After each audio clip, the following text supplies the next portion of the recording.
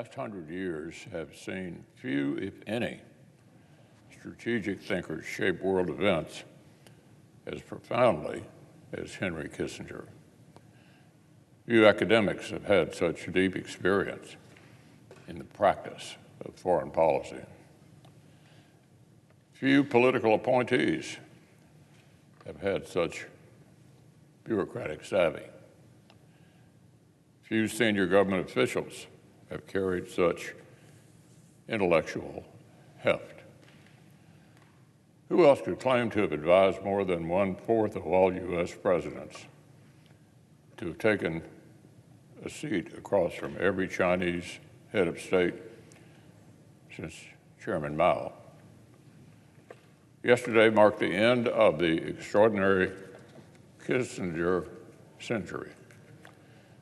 If you consider just the early chapters of this remarkable life, you might expect Henry Kissinger to be the quintessential idealist.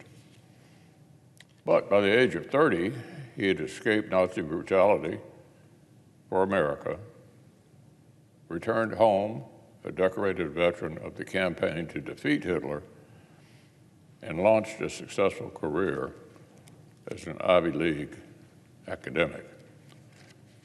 Of course, instead of an idealist, this made-for-Hollywood origin story produced one of the world's staunchest realists.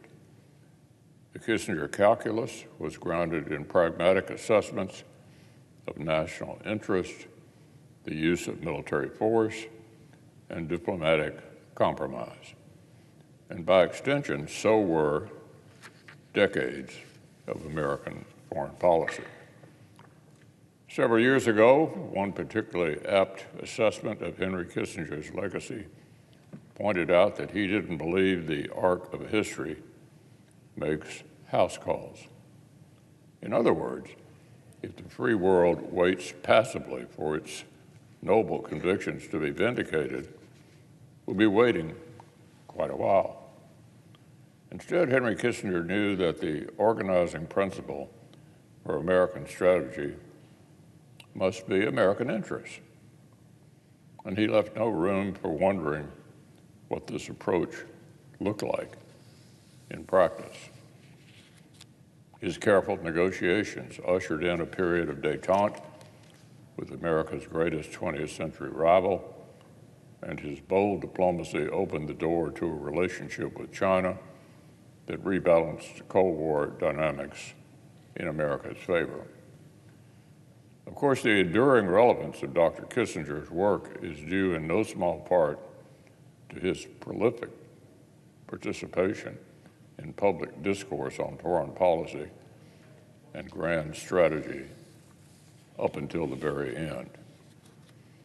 The author of 21 books confounded scholars half his age with the pace and the volume of his brilliant scholarship on topics ranging from the history of diplomacy to artificial intelligence. In perhaps the truest expression of both his intellectual horsepower and understanding of power, he remains the only American statesman to have served as Secretary of State and National Security Advisor at the very same time. Today, the world Henry Kissinger leaves behind bears his indelible mark. The nation he served, the global superpower he helped create, owes him our gratitude. Elaine and I, along with so many of Dr. Kissinger's friends in the Senate, send our condolences to his wife, Nancy, his children, David and Elizabeth, and to the entire Kissinger family as they mourn a great American.